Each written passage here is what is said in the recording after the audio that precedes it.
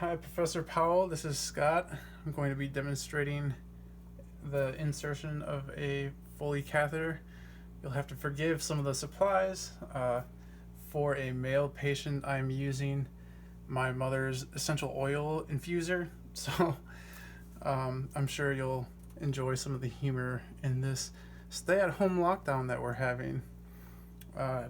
So I'm going to go ahead and start off by saying that prior to going into a patient's room, or once I'm in the room, I'd wash my hands.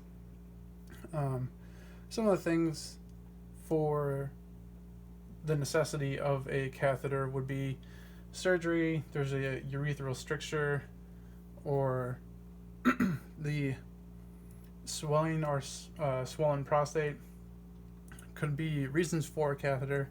An indwelling catheter is meant for longer periods of time, and a straight catheter could be used for collecting a sterile urine sample. Going into the patient's room, I could ask them how long they've noticed the change in their urination voiding patterns, if there's any pain when they urinate, if there's any change in color when they urinate, any foul odors could be another question I could ask them, or if there's also any family history of prostate cancer, especially for asking male patients. Some things about sterile fields. Sterile fields remain sterile as long as only sterile items touch or are on the field.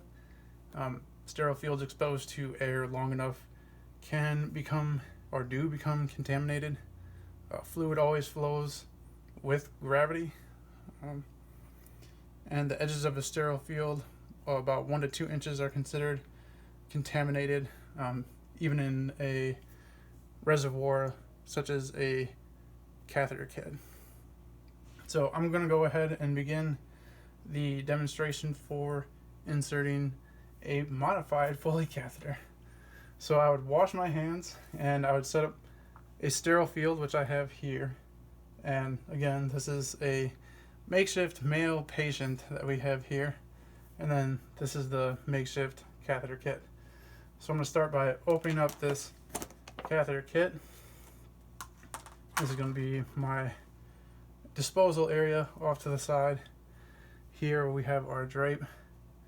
So using sterile technique, only grabbing the outside edges, drape the patient. See if we can get this to stick. And then we have the gloves.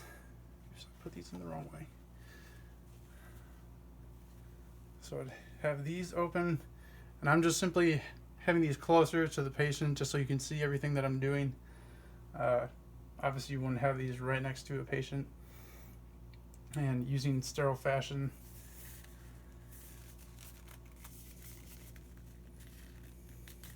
our sterile technique. Okay, these gloves are too small, but I'd have larger gloves for these.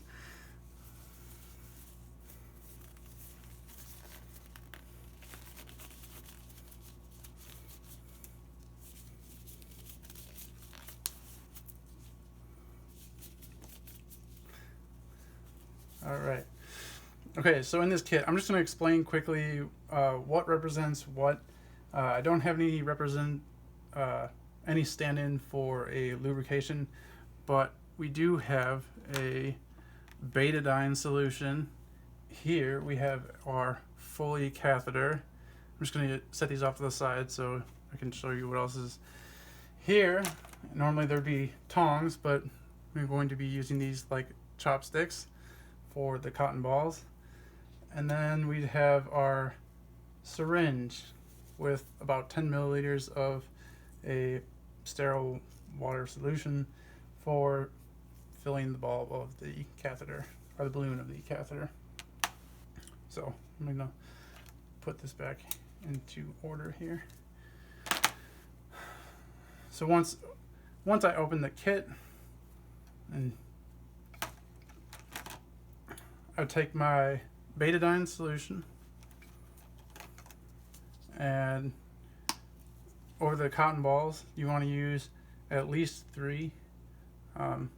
For a male patient, at least 3. And then I would pour some of the betadine over the cotton balls. Set my betadine off to the side.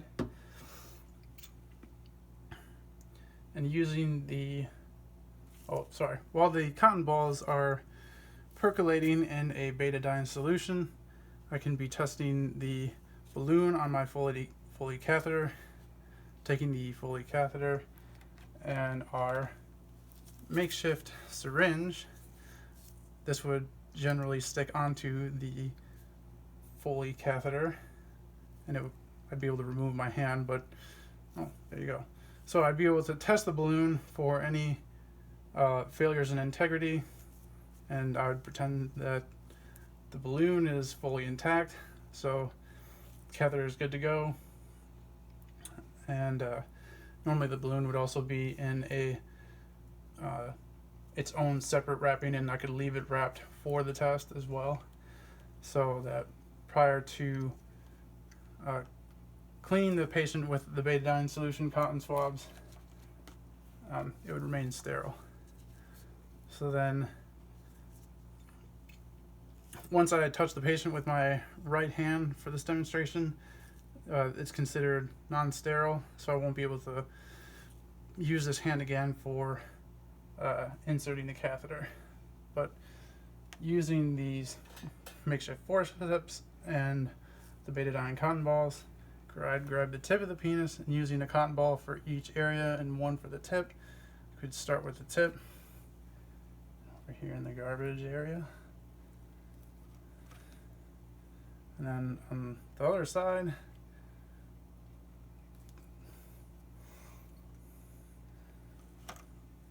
and then on the other side. And I could leave the forceps off to the side as well. So now that the patient has the betadine solution on them, I can take the Foley catheter, still using a hand that is sterile, and I'd grab hold of the penis at the tip, and with a steady pressure, insert the catheter, and then I should see urine flowing once I've hit the, or once I shouldn't say hit, once I've entered the bladder. But once I've entered the bladder, I'm going to go about 1.5 inches past the bladder, so that way when I inflate the balloon, I'm not hitting the sphincter or causing any trauma. So I'd insert about another 1/2 inch, and then I would use the syringe here and inflate the balloon. I'm just going to put this off to the side. It's not staying. So once the balloon is inflated, I can gently pull back the catheter into place and then fasten the catheter to the leg to secure it, so it's not pulling on the patient. And from there, I would remove my gloves and wash my hands. I'm also going to be demonstrating how you can remove the catheter. For this, I don't have another pair of gloves. I'd simply say for removing the catheter, I would confirm the need, or that that the prerequisites for removal are met by the patient, and that there's a standing order for it. I'd wash my hands, and I'd put on a new pair of gloves, into the room, ask the patient if they have any concerns. One thing I forgot to mention prior to inserting the catheter is I would encourage the patient to relax while I'm inserting the catheter. Try to keep their mind occupied so they're not clenching or tightening or bearing down. Bearing down actually does work for an obese female patient, though, when inserting a catheter. Okay, so for removal of the catheter, I would take the syringe. I would have clean gloves on, would have washed my hands, confirmed it's the correct patient, they met all the prereqs,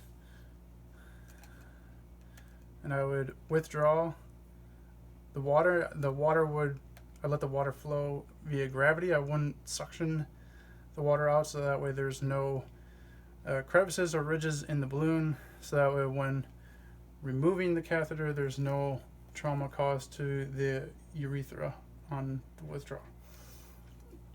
So I would let gravity do its job, then slowly and steadily remove the catheter. And then I would remove the gloves.